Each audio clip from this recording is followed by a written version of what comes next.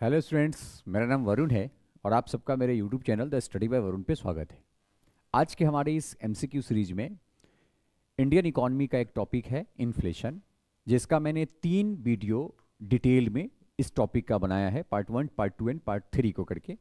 जो इस वीडियो के डिस्क्रिप्शन में भी तीनों वीडियो के लिंक है, एक बार उस वीडियो को आप देख लें तो किसी भी टाइप का जो क्वेश्चन इन्फ्लेशन से आता है वो आपको नहीं फंसेगी।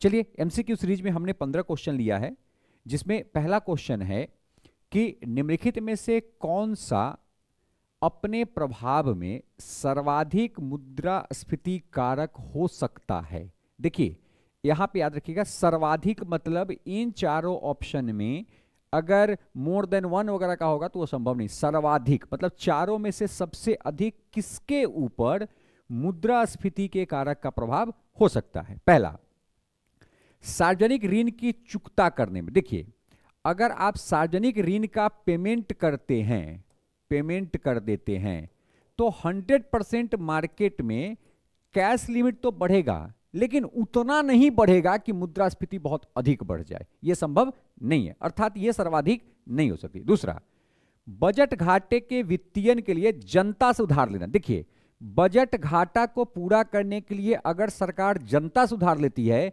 तब तो मार्केट में जो कैश है ये तो कम हो जाएगा ना। वो तो कैश निकल के किसके पास चला जाएगा? सरकार के पास चला जाएगा, और सरकार हो सकता है उसे अदर कार्य में उपयोग करे, तो इससे तो इन्फ्लेशन होगा ही नहीं, अर्थात ये भी गलत है। तीसरा, बजट खाते के वित्तीयन के लिए बैंक से उधार लेना। देखिए, बैंक से भी उधार लेगा तो फिर बैंक की जो क्रेडिट कैपेसिटी है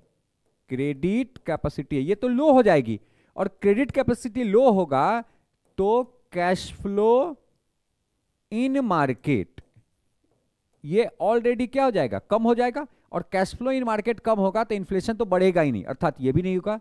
चौथा कौन है? बजट खाते के वित्तीयन के लिए नए मुद्रा का सृजन करना। देखिए, नया मुद्रा जैसे ही सृजन करेगा, मतलब नया नोट जैसे ही छापेगा, इकोनॉमी में जो कैश का लेवल बढ़ जाएगा, और कैश का लेवल जैसे ही बढ़ेगा मुद्रास्फीति की दर क्या हो जाएगी? बढ़ जाएगी। तो इसका ऑप्शन सही कौन होगा? डी।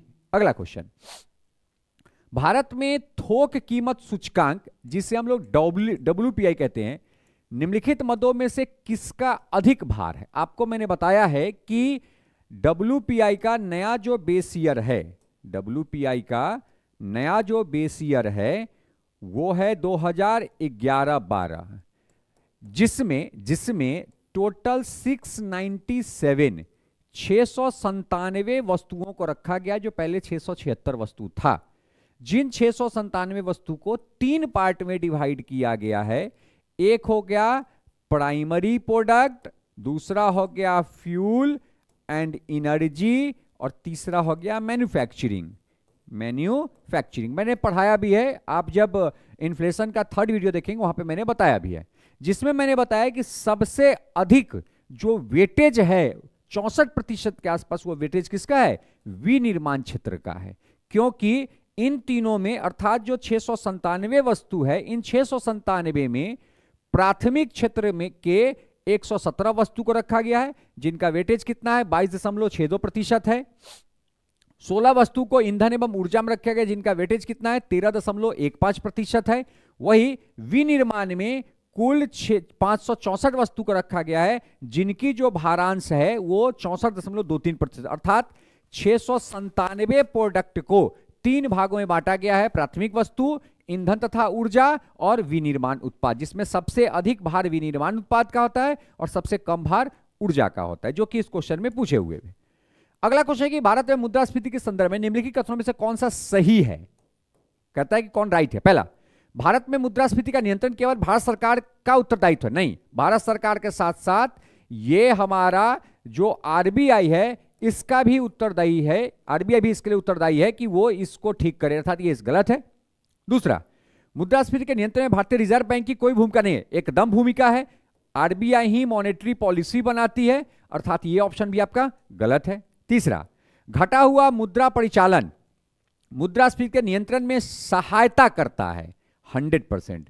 घटा हुआ मुद्रा परिचालन मतलब मनी सर्कुलेशन मुद्रास्फीति के नियंत्रण में सहायता करता है। इसीलिए मुद्रास्फीति के समय मुद्रा परिचालन को क्या किया जाता है? घटा दिया जाता है। और चौथा, बढ़ा हुआ मुद्रा परिचालन मुद्रास्फीति नियंत्रण में आता नहीं।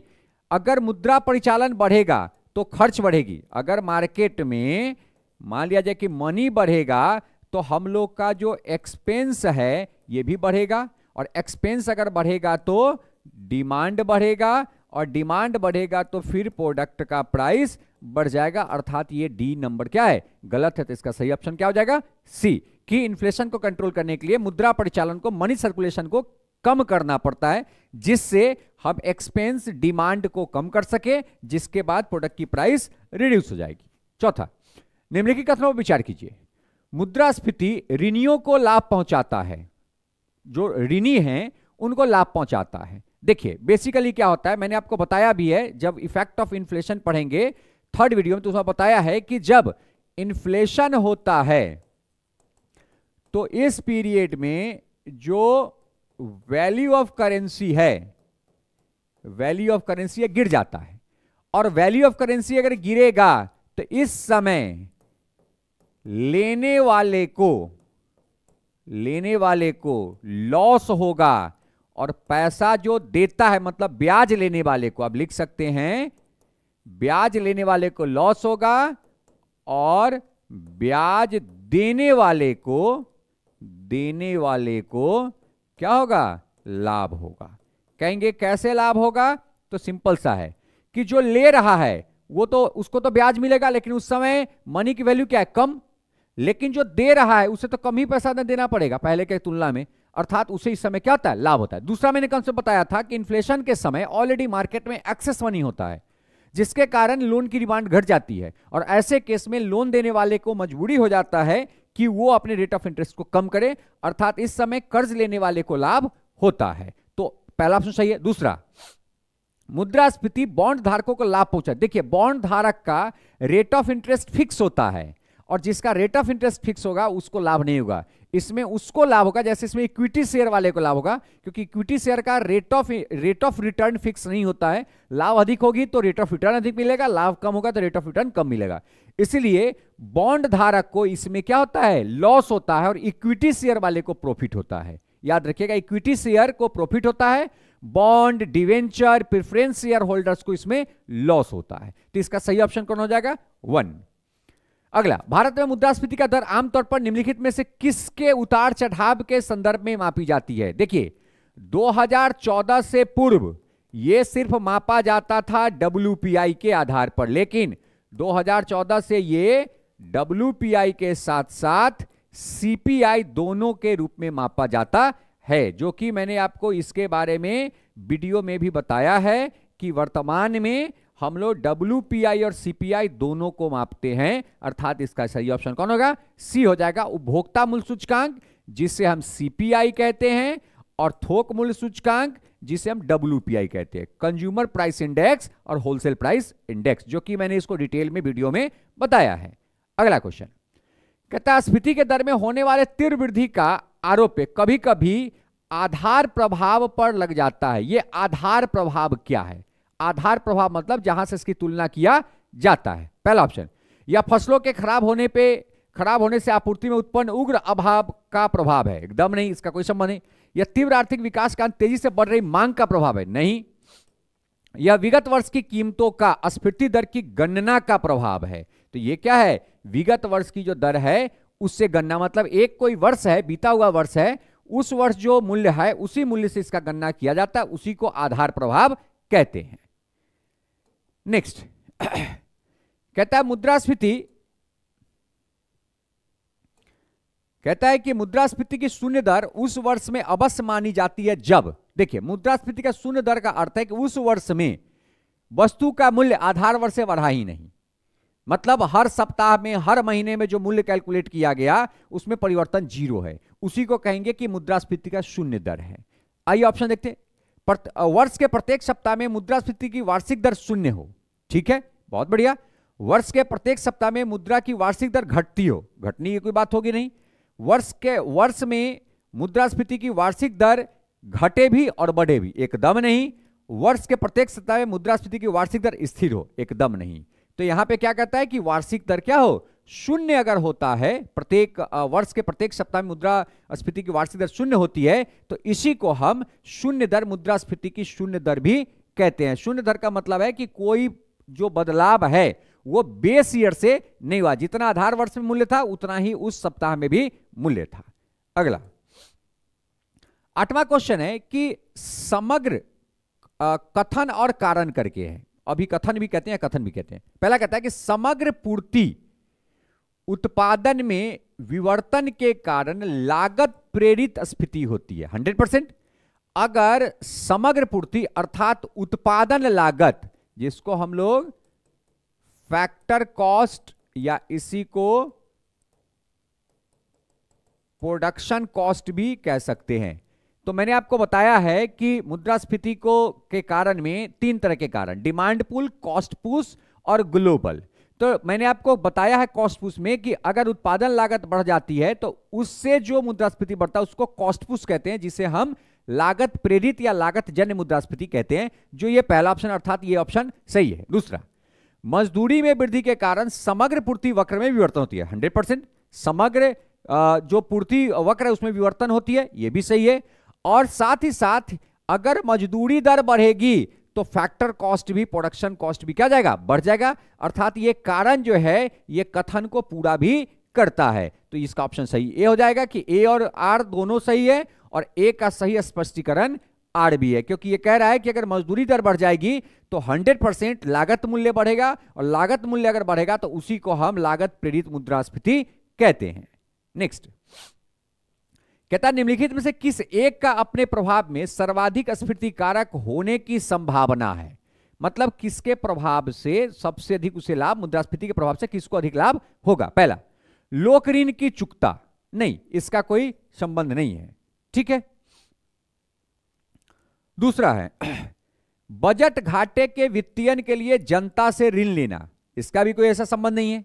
बजट घाटे के वित्तीयन के लिए बैंकों से ऋण लेना, एकदम इसका नहीं है। बजट घाटे के वित्तीयन के लिए नई मुद्रा का सृजन करना, नई मुद्रा का सृजन करना। अर्थात ये क्वेश्चन जो है ना ये 2 बार रिपीट हो गया है, मुझे जैसा लग रहा है ये क्वेश्चन 2 बार रिपीट हो चुका है। थोक मूल्य सूचकांक, हाँ, निम्नलिखित में से कौन सा अपने प्रभाव में सर्वाधिक स्फीति, हाँ, ये 2 बार क्वेश्चन रिपीट हो गया हुआ है। सॉरी, ये क्वेश्चन 2 बार रिपीट है, ठीक है। तो ये पहले भी मैंने आपको बताया है कि नई मुद्रा का सृजन करना है, ठीक है। अगला देखते हैं। कहता है कि घाटे की वित्त व्यवस्था का अर्थव्यवस्था पर क्या प्रभाव पड़ता है। देखिए, घाटे की वित्त व्यवस्था का अर्थ है कि बजट में क्या है, रिसिप्ट लो है और एक्सपेंडिचर हाई है।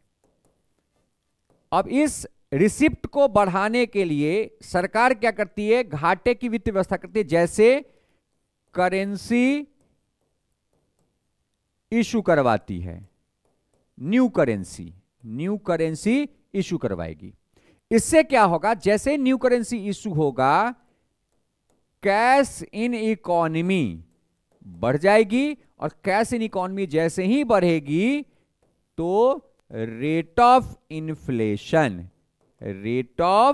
इन्फ्लेशन क्या जाएगा, बढ़ जाएगा। अर्थात घाटे की वित्त व्यवस्था की जाती है तो मुद्रास्फीति का दर क्या हो जाएगा, बढ़ जाएगा। नेक्स्ट, यदि किसी वस्तु का मूल्य बढ़ता है तब इसके स्थानापन्न की मांग, देखिए स्थानापन्न मतलब सब्स्टिट्यूट प्रोडक्ट, मतलब जिसका हम उसके बदले उपयोग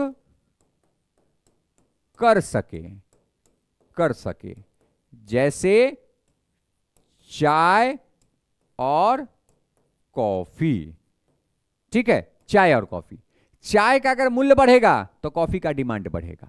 मतलब एक का अगर प्राइस बढ़ता है तो दूसरे का डिमांड बढ़ेगा, और एक का अगर प्राइस घटता है तो दूसरे का डिमांड घटेगा। यह सिंपल सा कॉन्सेप्ट है सब्स्टिट्यूट प्रोडक्ट का। तो कहता है कि किसी वस्तु का मूल्य बढ़ता है तो मूल्य बढ़ेगा तो दूसरे की क्या बढ़ जाएगी, दूसरे की डिमांड बढ़ जाएगी। तो इसका सही ऑप्शन कौन होगा, सही ऑप्शन ए होगा। नेक्स्ट, अगला क्वेश्चन है कि वस्तु का व्यय मूल्य परिवर्तन की दिशा के विपरीत केवल तभी होगा जब, देखिए एक चीज समझिए थोड़ा सा, अगर कहता है कि अगर मान लिया जाए कि प्राइस 5% के दर से बढ़ा तो मूल्य बढ़ता है तो मांग घटता है, और मूल्य घटता है तो मांग बढ़ता है। तो प्राइस अगर 5% की दर से बढ़ा तो डिमांड घटेगा, लेकिन डिमांड घटा 7% की दर से, तो हम कहेंगे कि हम लोगों का जो एक्सपेंस है वो कम हुआ, क्योंकि मूल्य जितना बढ़ा उससे अधिक दर से हमने मांग घटा दी, अर्थात हम बचत करना शुरू कर दिए। पहला ऑप्शन।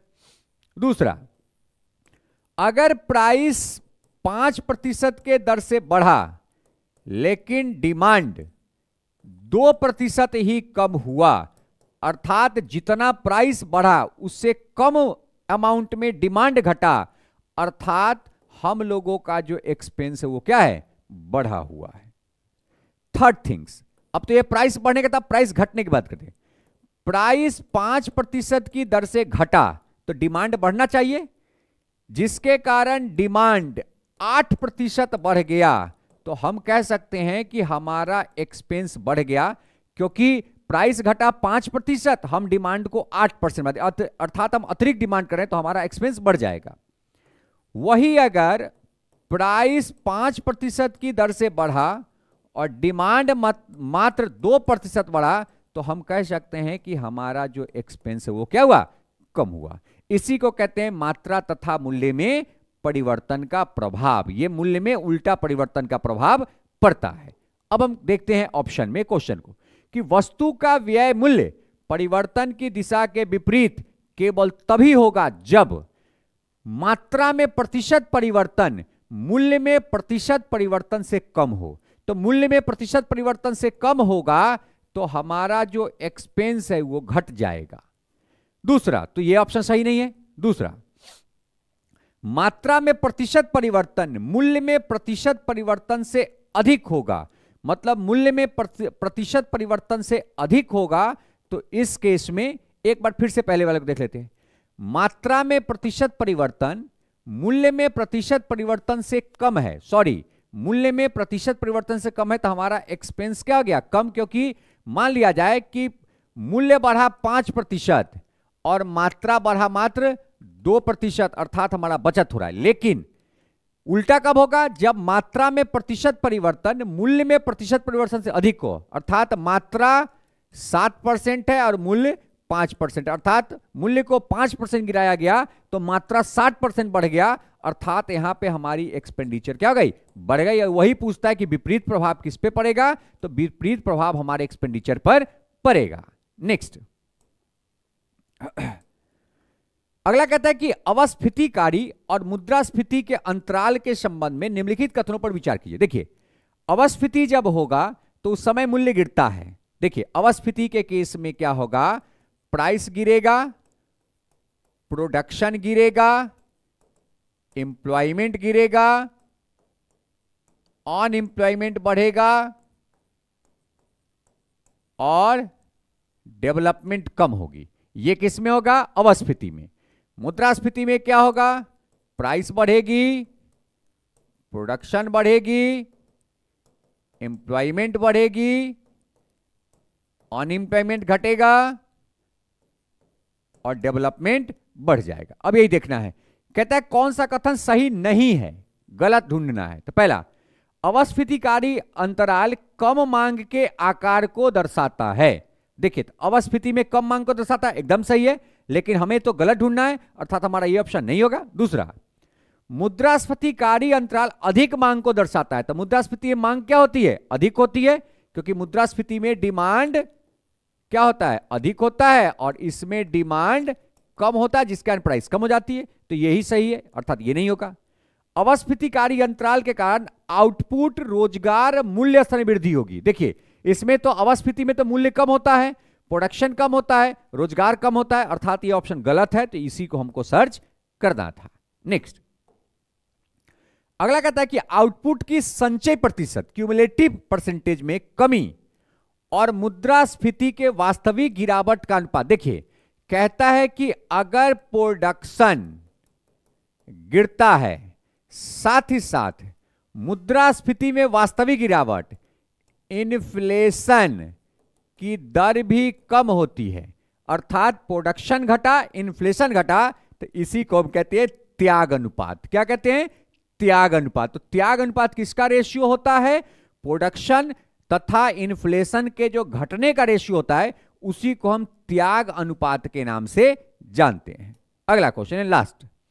सामान्य तौर पर उच्च मुद्रास्फीति अर्थव्यवस्था पर विपरीत प्रभाव डालती है, निम्नलिखित में से कौन सा वर्ग इस विपरीत प्रभाव से प्रभावित नहीं होता है? मतलब जिसपे इसका अच्छा, इन्फ्लेशन का अच्छा प्रभाव पड़े। तो पहला देखिए, ऐसे लोग जिनकी आय निश्चित हो, ये बेचारे तो लॉस में जाते हैं, अर्थात इस पर तो बहुत गंदा प्रभाव पड़ता है, तो ये नहीं होगा। वह व्यक्ति जिसने दीर्घावधि के लिए निश्चित ब्याज दर पर उधार दिया हो, तो ये भी तो बेचारा लॉस में जाता है, ऋणदाता तो लॉस में जाता है, तो ये भी ऑप्शन नहीं होगा। तीसरा, वह व्यक्ति जिसने दीर्घावधि के लिए निश्चित ब्याज दर पर ऋण लिया हो और इसको क्या होता है? इसको प्रॉफिट होता है। और यही यहां पर ढूंढना है कि किस पर प्रभाव नहीं होता है, तो इस पर पॉजिटिव प्रभाव होता है, इस पर नेगेटिव प्रभाव नहीं होता है। तो ऋणी जो है ना, उस पर नेगेटिव प्रभाव नहीं होता, पॉजिटिव होता है, लेकिन ऋणदाता पर नेगेटिव प्रभाव होता है। तो ये आपके कुछ महत्वपूर्ण एमसीक्यू सीरीज थे जो इन्फ्लेशन से संबंधित था। मैंने इन्फ्लेशन पे 3 वीडियो ऑलरेडी बनाया भी है, जो इस वीडियो के डिस्क्रिप्शन में उनके लिंक डाले हुए हैं। साथ ही साथ उन तीनों वीडियो का पीडीएफ इस वीडियो के डिस्क्रिप्शन में मेरे Telegram channel the study bye Varun का भी लिंक डाला गया है। आप वहां से टेलीग्राम से भी उन पीडीएफ को ले सकते हैं। साथ ही साथ टेलीग्राम में भी उन सभी वीडियो का लिंक डाले हुए हैं, आप वहां से भी उस वीडियो को देख सकते हैं। साथ ही साथ हमारे टेलीग्राम पे हम लाइव स्ट्रीम भी आते हैं, ताकि जो बच्चों का जो भी परेशानियां प्रॉब्लम होती है उसे भी हम आसानी से सॉर्ट आउट कर सके लाइव आकर के। तो मेरे टेलीग्राम चैनल को भी सब्सक्राइब कीजिए, ज्वाइन कीजिए। साथ ही हमारे YouTube channel the study bye Varun को फॉलो कीजिए, सब्सक्राइब कीजिए, और हमारा वीडियो अगर अच्छा लगे तो इस वीडियो को अपने स्टूडेंट ग्रुप में शेयर कीजिए। Thank you.